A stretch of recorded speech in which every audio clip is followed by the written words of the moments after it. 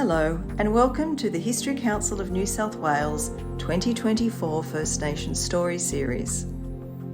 Before we begin, I'd like to acknowledge the traditional owners of the different lands we are all on today, and I pay my respects to all elders, past and present. Today we have with us Professor Patrick Nunn from the University of the Sunshine Coast, Queensland. And now I'll hand over to Patrick to present History and Memory, Oral Histories and the Science of the Dreaming. Thank you, Professor Nunn. Thank you very much, Katrina, and I'm going to just share my screen. Excellent, I'm getting thumbs up. So thank you all for coming today, and the title of my talk, as Katrina said, is History and Memory, which is going to be about oral histories and the science of the dreaming. And I'm really honored to be here today because I like nothing more than to talk to people who are interested in the things that I'm interested in. And I should point out that as you may already have worked out, I'm not Australian by birth. I grew up in Europe and spent most of my academic career actually based in the Pacific Islands at the University of the South Pacific, which is an international university covering 12 different Pacific Island countries. And there I became immersed in Pacific Island cultures and also very much in the idea that oral histories and oral traditions were almost the same in terms of their capacity for holding knowledge as written histories. And it's not something I learnt overnight. It's something that came to me gradually over a number of years. But certainly when I then came to Australia, I became, I think I was able to view oral traditions in a completely different light to many people. I'm also a scientist. I'm a geologist by training. I have been a climate change scientist for the last, I suppose, 25 years or so, and have applied my scientific understandings of the world to a lot of oral traditions in order to discover meaning in those oral traditions. So without further ado, let me also say that I'm very proud to live and work on the lands of the Kabi Kabi people up here in southeast Queensland, and that this presentation derives understanding and inspiration from Kabi Kabi and all peoples in every part of the world with deep and enduring connections to place. And I think that particularly as we're faced by so many challenges these days, particularly environmental challenges, we undervalue those connections at our peril. There is an awful lot that we can learn from others' oral traditions and understandings of the world, and to sideline those and to demean those, I think, is something that is really very unwise. So with that in mind, let me move first to New South Wales. And many of you, I'm sure, will recognize where this is. This is the central part of Sydney. And there are two places here that I want to talk about by way of introduction. The first is Botany Bay, that you can see there, where Sydney Airport is today, and also Bait Bay. And you can see over there on the left, which is to the southwest, you can see Georges River and where that comes out.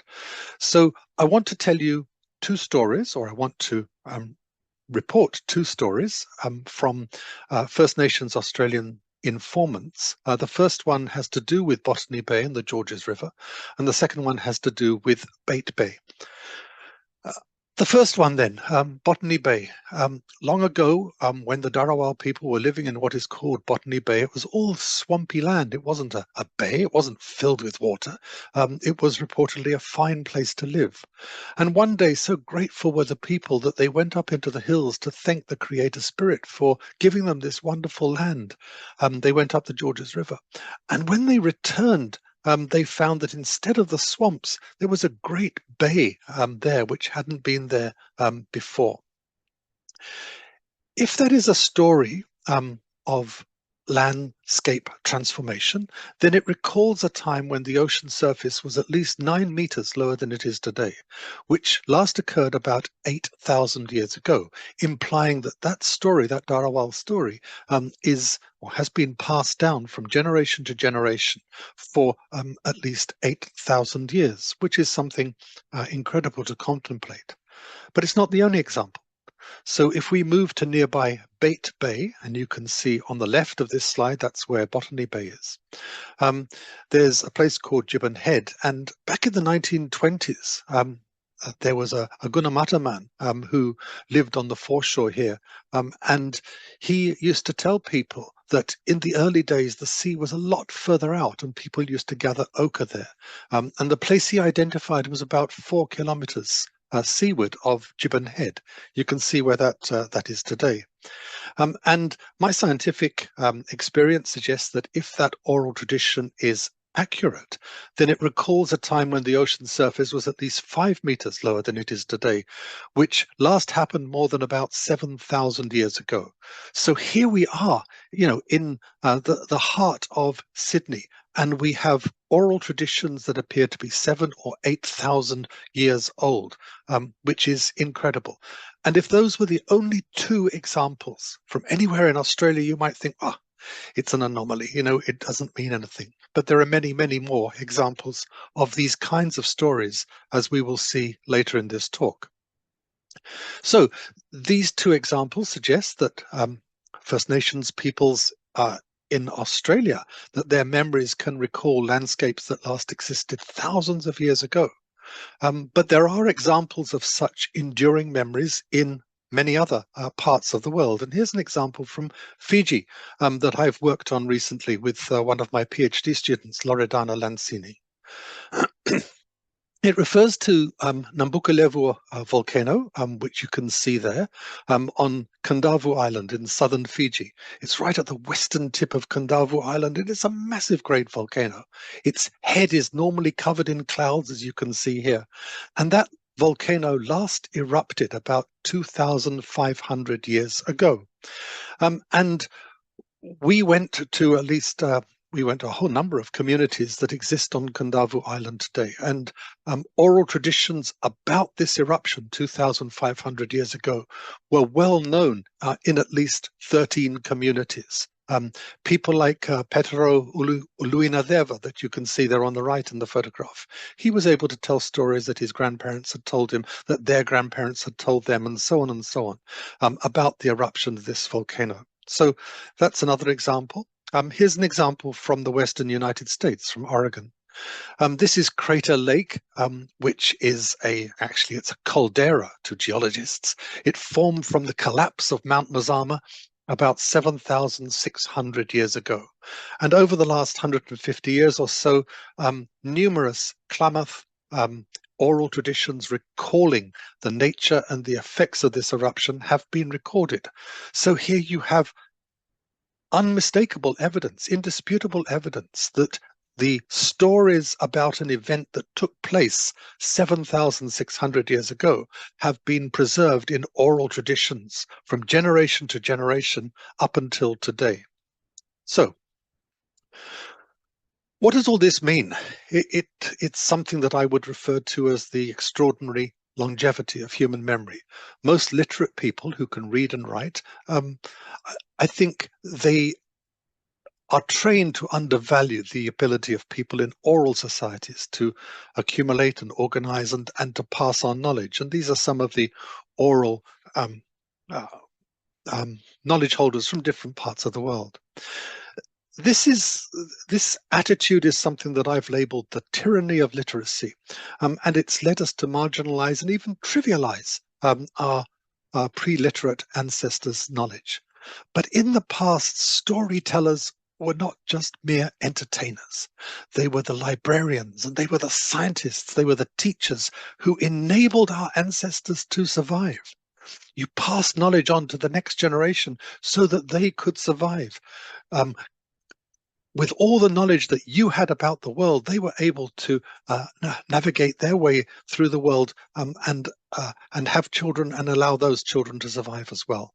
So it's really not something that necessarily deserves to be trivialized. So what I want to talk about today are three things. The first thing is I want to talk about some more Australian memories of land disappearance. Okay, why the sea level rose, why it caused the land to disappear, and how that land disappearance affected people. Then I want to talk about Australian memories of volcanic eruptions, places like Mount Lura in Victoria that you can see there on the right, where volcanoes erupted in Australia and how those eruptions affected people in Australia. And then I want to talk finally about the implications of all this for the understanding of what we call myths, which really are nothing more than long-term human memories in many cases. So let me start with the first part, the Australian memories of land disappearance. And I'll get a little bit sciencey just for a couple of slides, but hang on, it's not going to be all like this. So here we have a graph that shows how sea level has changed over the last 150,000 years or so. You can see that it was comparatively high around 150, 120,000 years ago, and then it gradually fell from left to right across the screen, and then rose again to the present day. So this is present sea level up here, the zero line. 150,000 years ago there, today is over there, so you can see how the graph is organized. And this shows the sea level on the left in feet and on the right in meters relative to today. So you can see that the coldest time of the, you can see that the sea level reached a minimum around 20,000 years ago of around about 125, 130 meters lower than today. This was the last great ice age, which we call the last glacial or the last glaciation. And the coldest time of the last ice age was down there, around about 20,000 years ago. That's when the sea level was correspondingly lowest, at its lowest. And since then, there's been a period of what we call post-glacial sea level rise, a very rapid rise of sea level that you can see there on the right-hand side of the graph. So going back to the original graph, the first people arrived in Australia, as far as we can tell, round about 65, 70,000 years ago. And you can see that at that time, the ocean surface, the sea level, was around about 60 meters or so lower than it is today. The sea level carried on falling, and then it started to rise. And Australia was cut off from New Guinea about there, and Australia, well, mainland Australia was cut off from Tasmania around about there. So those are key events, if you like, in the history of the interaction of people and changing sea level in Australia's history. And so if we go back to the last ice age, Australia looked a lot different to the way that it does today. That was the coastline, the pale orange there, the coastline during the last great ice age about 20,000 years ago. And I haven't shown the land connection to Australia, which is off to the top right there, just because I wanted to keep it Australia focused. But the sea level has risen and chopped off all that land from the sides of Australia in the last 20,000 years. So around 23%, almost a quarter of the land area that existed during the last ice age has disappeared from the coasts of Australia. Did people remember this happening? Of course they remembered it happening. There were people there, people had been in Australia for tens of thousands of years. Of course they saw what was happening. So we now have groups of stories, so to speak, recalling land disappearance that can be attributed to this post-glacial sea level rise from 34 places all the way around the Australian coast. And clearly I'm not going to have time to talk about many of those today. We have talked about the so-called stories from Bait Bay and Botany Bay in New South Wales. And I'm going to give you 4 more examples just to give you a sense of what kind of evidence there is in these stories. We'll start in North Queensland with the Wellesley Islands in the Gulf of Carpentaria. Then we'll move to Western Australia. We'll talk about the Nullarbor Fringe there. Then we'll move to Kangaroo Island and the Fleurieu Peninsula in South Australia. And finally, we'll look at the Bass Strait, the area between Gippsland in coastal Victoria and Tasmania. So let's start with the Wellesley Islands in northern Queensland and the Gulf of Carpentaria. This is a map of the Wellesleys. You can see the mainland in the bottom left-hand corner there. And Mornington Island is the largest of the so-called Wellesley groups. And there are stories, oral traditions, before they were written down, that talk about how in the beginning our home islands, now called the North Wellesleys, were not islands at all, but they were part of a peninsula running out from the mainland. So they were connected. And then our people say that the channels were caused by Gangur, a seagull woman who dragged a big raft back and forth across the peninsula and severed it. And this is from Dick Ruffs's magnificent autobiography, Moon and Rainbow, published in 1971. So these are Lardil stories that talk about how this whole area was transformed from being part of the mainland to being a group of islands here. Another example comes from the Nullarbor coast of Western Australia, places close to Eucla. And there are some stories here that talk about how sea level rise had caused such stress that one day the people determined to act. And they poured over the Eucla escarpment, and once they reached the sea, they began piling thousands of spears to stop the encroaching waters. I interpret this as the building of a kind of wooden palisade, a wooden barrier to try and prevent the encroachment of the sea further onto the land when the coast was further to the right of this diagram. And this is exactly the kind of thing that we do today. But this obviously occurred far, far longer ago. These bundles were very high and managed to contain the water at the base of the Nullarbor cliffs. So this is from Scott Kane's work with the Wati Yi people, and my apologies for not getting that entirely right. The third example is one that I've been working on with some colleagues recently and a number of Garangeri people from this part of South Australia, and it refers to the formation of Backstairs Passage, which you can see in the middle of this map between Kangaroo Island on the left in the west and the Fleurieu Peninsula, which is part of the Australian mainland on the right in the northeast. And there are a number of stories about Gurunderi and how he had two wives who fled from him. They came along the south coast of the Fleurieu Peninsula. His wives were about a day's walk ahead of him. And when his wives got to what we now call Backstairs Passage, they were able to cross it at that time by a combination of walking and wading. When Gurunderi caught up with them, they were halfway across, and he got really angry and he summoned the waves to rise up and drown them.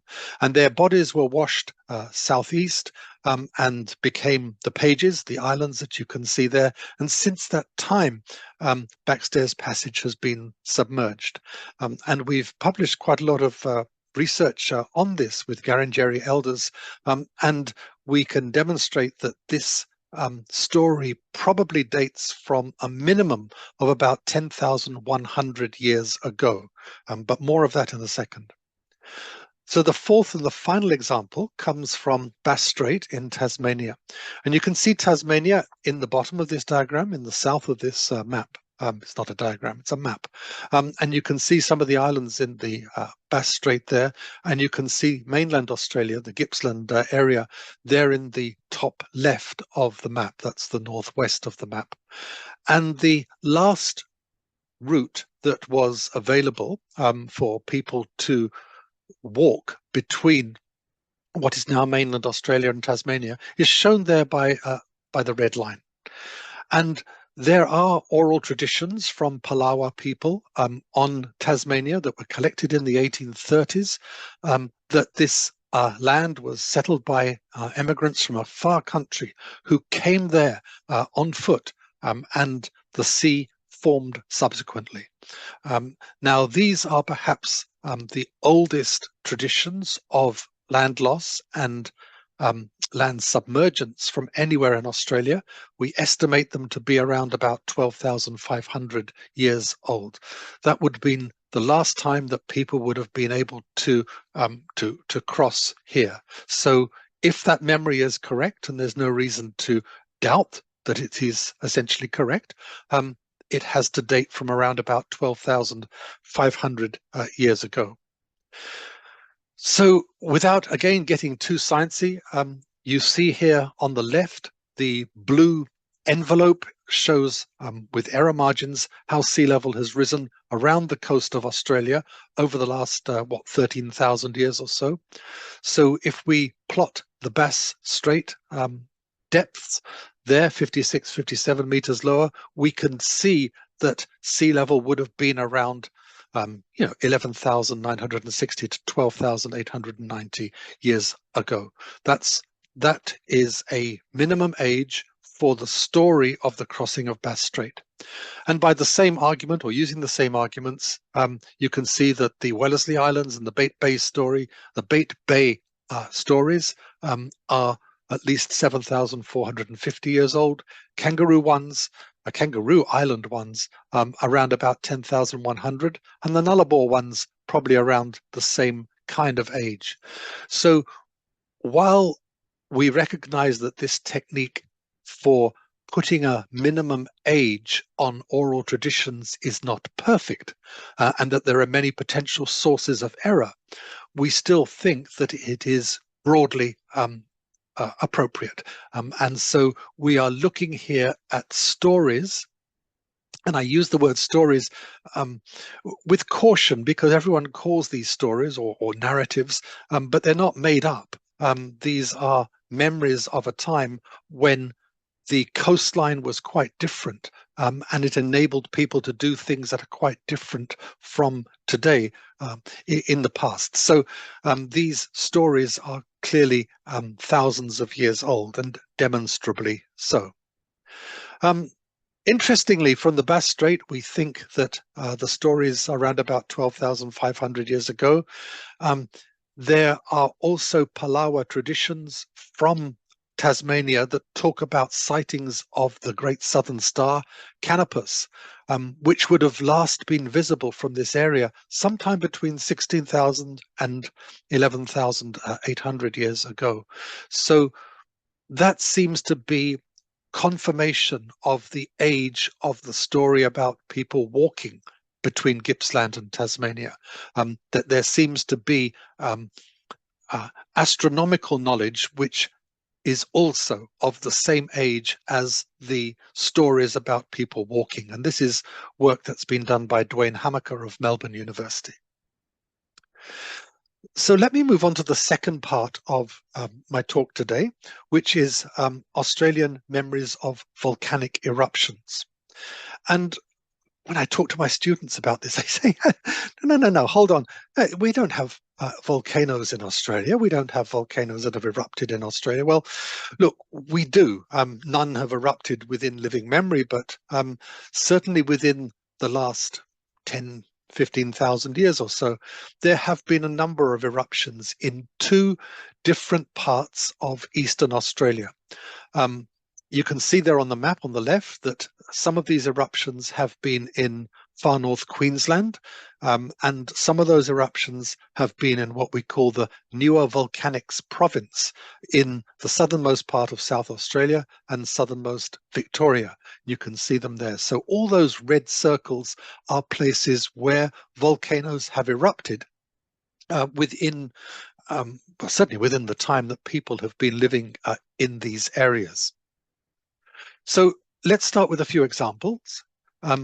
Lake Eacham in far north Queensland, it fills the crater of what we call a Maar volcano that formed around about 9,200 years ago.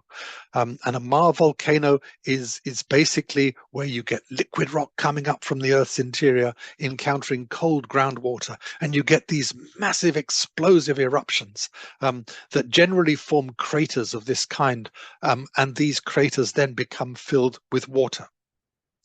And there are stories about the formation of Lake Eacham.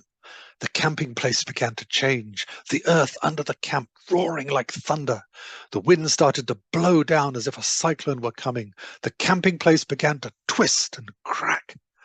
While all this was happening, there was in the sky a red cloud of a hue never seen before. The people tried to run from side to side, but were swallowed by a crack which opened in the ground. And this story was recorded back in the 1970s from the Dirabal people. And it has to be around about 9,200 years old. We can tell from geological research, from radiocarbon and potassium argon dating, roughly how long ago these eruptions took place. So 9,200 years plus or minus 50 is the date of the formation of Lake Eacham that is recalled in these stories. So clearly a memory more than 9,000 years old. We also have another example from northern Queensland of Kinrara volcano, which you can see there. And I have a PhD student, Lee Franks, who's working on this at the moment. Kinrara last erupted about 9,000 years ago. You can see in the photograph, you can see the crater that was formed during this eruption. And there are Gugubadun stories about this eruption. There's one that talks about when the watercourses caught fire, which is a memory of lava coming out of this crater and flowing down the places that were easiest for it to flow, which would have been the river channels in this area, and filling them up. And you can see that today. You can go down the old river channels and they're all full of solidified lava.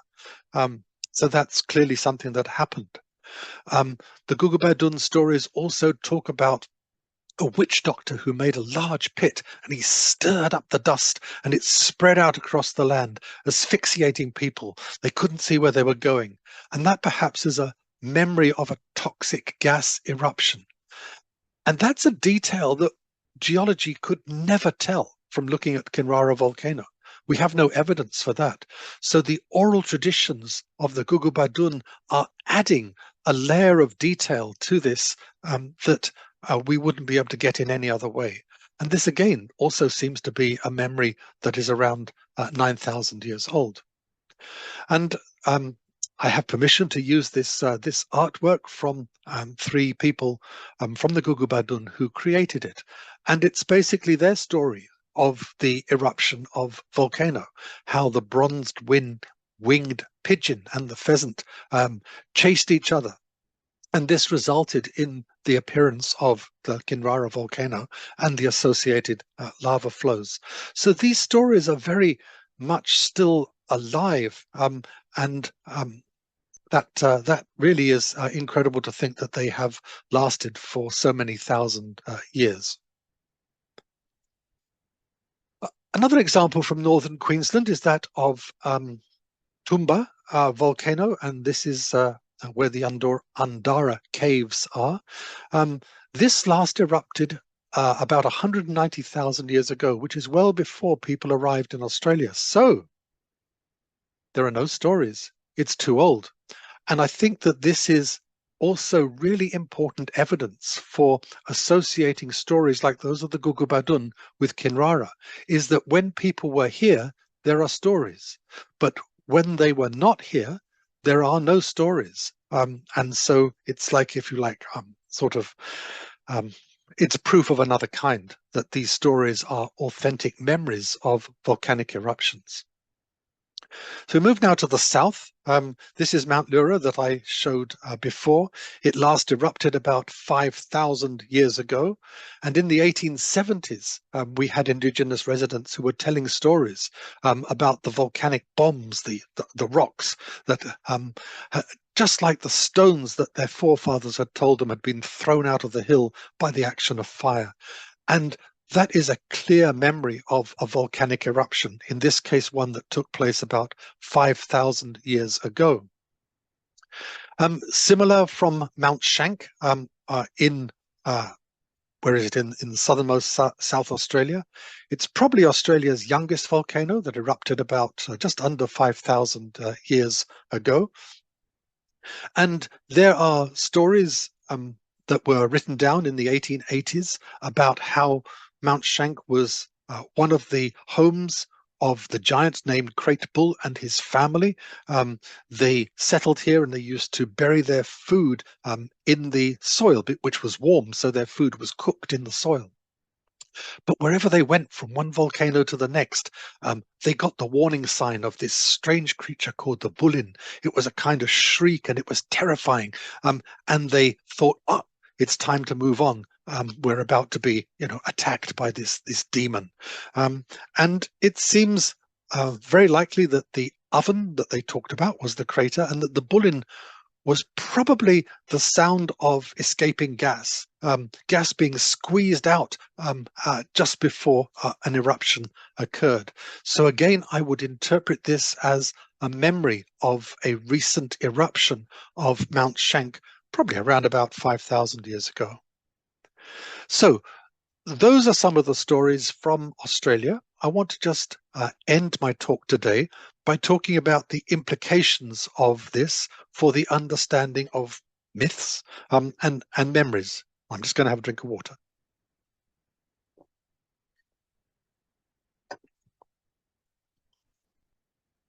Thank you. So, ancient submergence stories from Australia. From 34 places all around the coast of Australia, there are stories like those told by Captain Watiti, and I've got permission to use this photograph of Captain from Pepe Manati, from Nick Reed, who got permission from Captain himself when he was alive. There are stories from 34 places all around the coast of Australia that are saying essentially the same thing. Land which is today underwater was once dry land. People walked across it. Today, what are now offshore islands were once part of the mainland.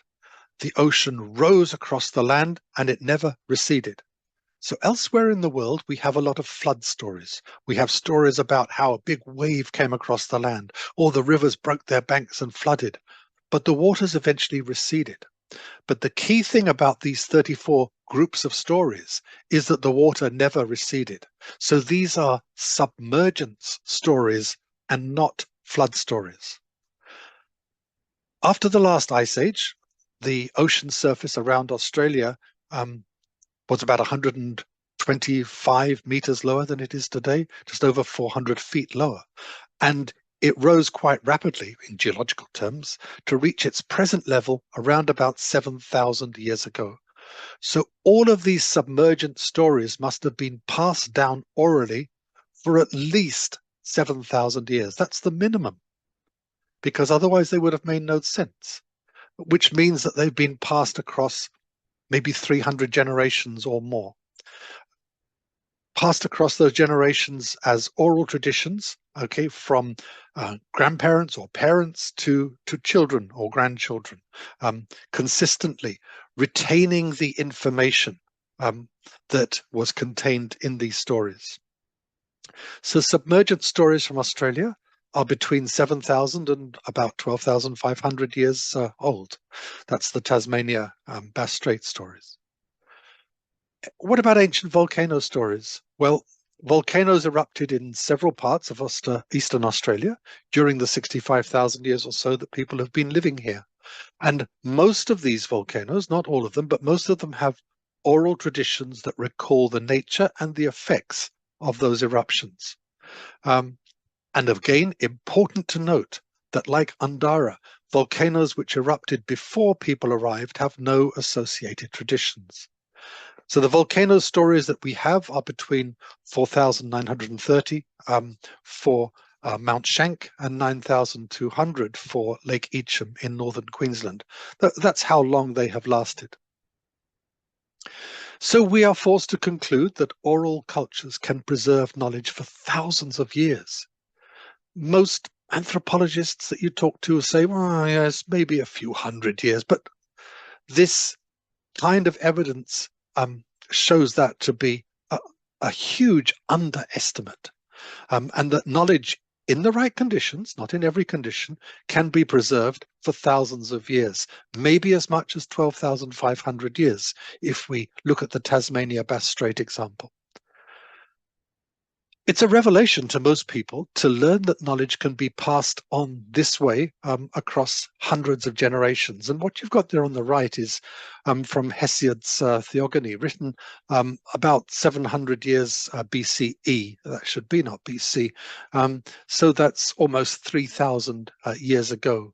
And he wrote about some of the oral traditions that were known in Greece, what we call Greece, at that time, almost 3,000 years ago. And some of those involved people living in underwater worlds. They involved mermaids. They involved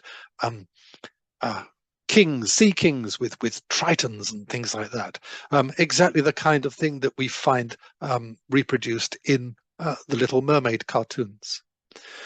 But while I'm not sort of bashing Little Mermaid cartoons, I'm saying that by sidelining or sort of trivializing these kinds of knowledge, we risk losing ancestral memories that can help us navigate the future. If we teach children that the only meaning in these kinds of stories is a kind of entertainment, is a kind of fiction, then it really is not being true to the historical roots, the demonstrable historical roots of these kinds of stories. And I think it's not too much to say that in doing this, we also do our ancestors a disservice.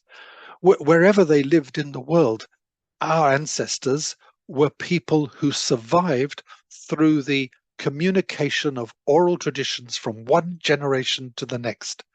And to pretend that those oral traditions were somehow little fantasies or fictions with very little practical significance does do them a disservice.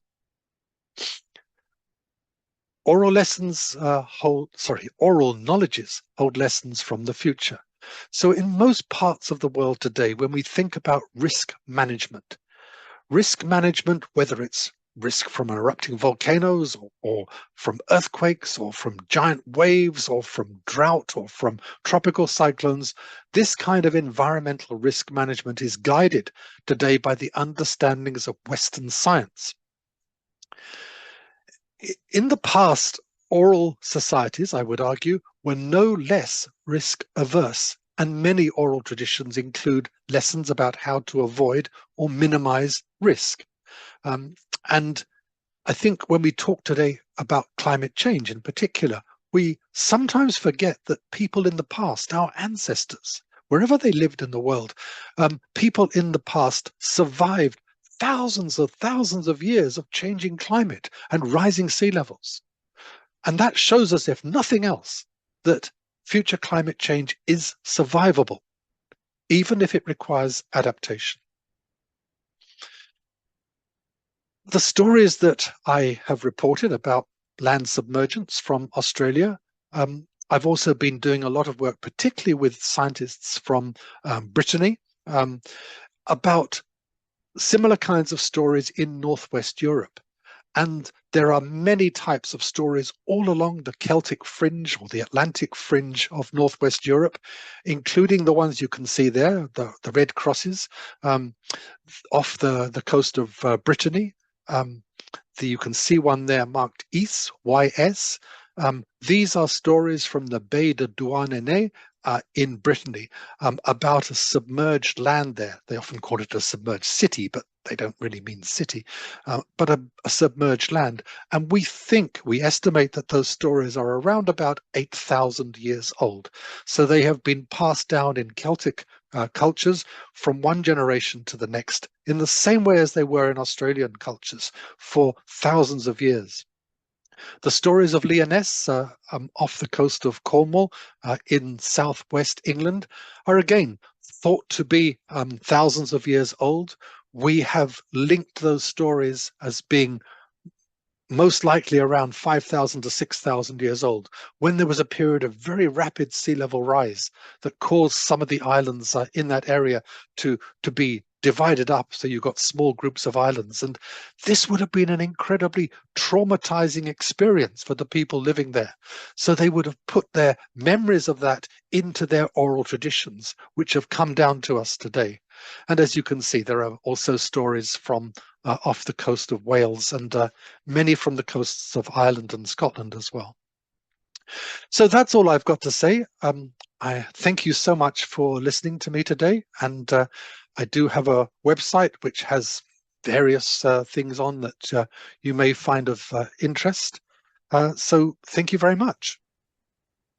Thank you, Katrina. Patrick. Thank you. The longevity of oral histories is amazing and so relevant for us today. Thank you so much for sharing with us.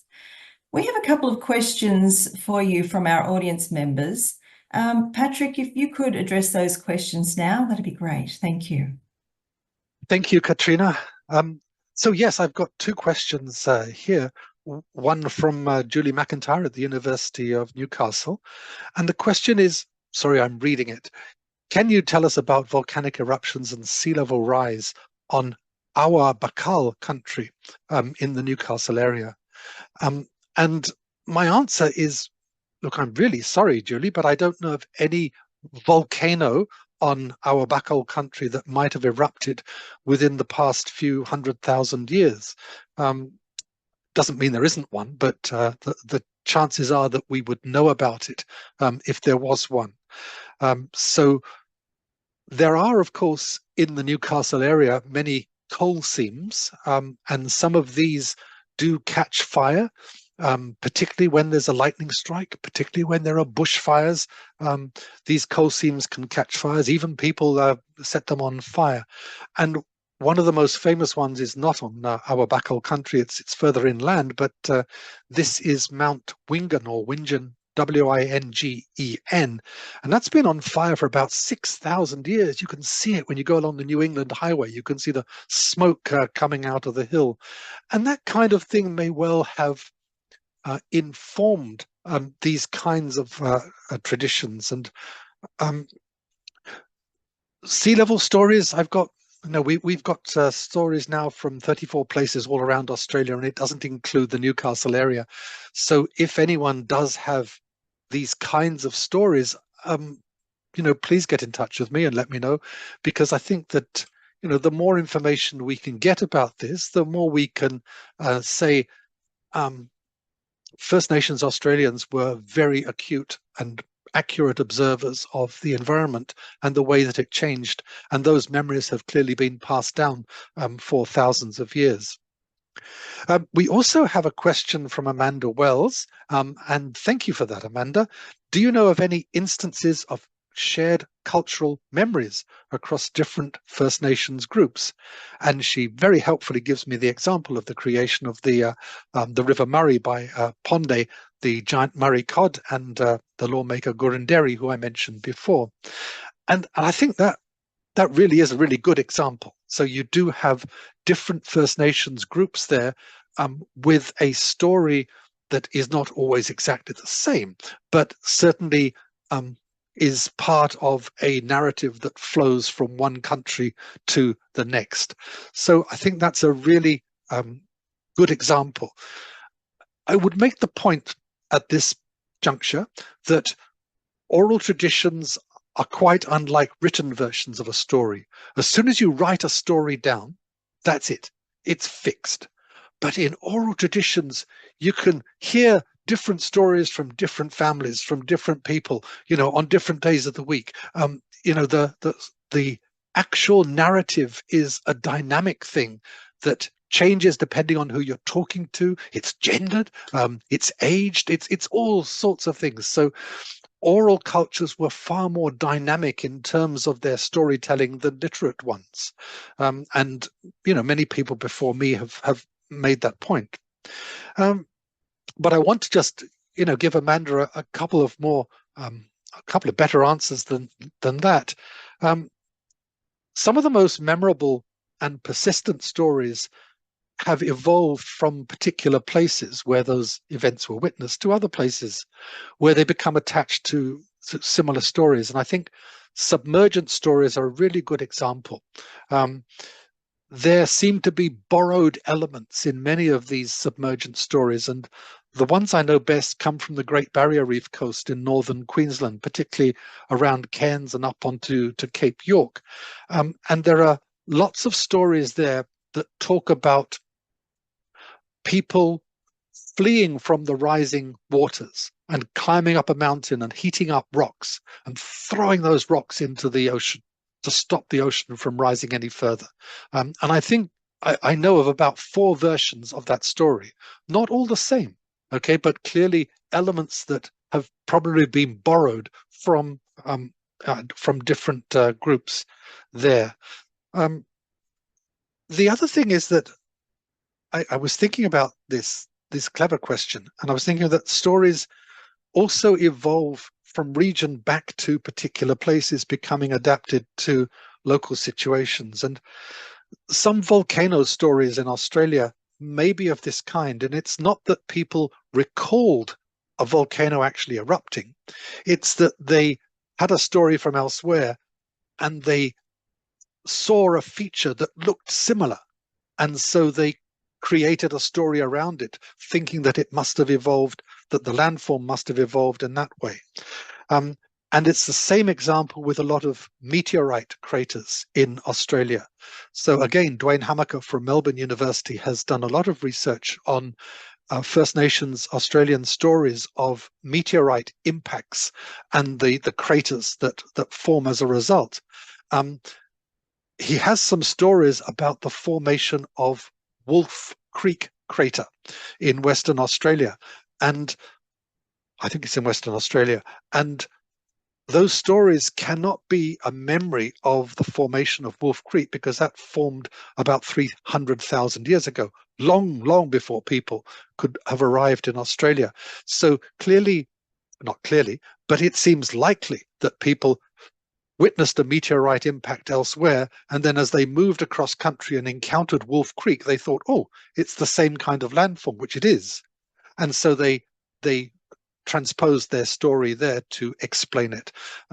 So, I think what I'd say in conclusion is that, working with oral traditions, and I'm not talking simply about Australian ones. I work a lot with what were oral traditions in Northwest Europe and also in the Pacific Islands. I think one of the takeaways is that once you understand how oral traditions evolve and how they are passed down, that does allow you to sort of take away the layers and layers of embellishment to reveal the core, if you like, of the original story, the original memory. And my experience is that, probably more than 50% of myths and legends about environmental change are or can be demonstrated to be based on things that actually happened, and in many cases things that can also be dated. So I think that this is really exciting research. I'm not the only one that's doing it, of course, but thank you for giving me the opportunity to speak to you today. Thank you, Patrick. Absolutely fascinating. Thank you so much. You're most welcome. If you've enjoyed this presentation, you can join us for more presentations in the History Council New South Wales First Nations Story Series throughout 2024. So it's goodbye from me, Katrina Dubé, and from all of us at the History Council of New South Wales. Thank you.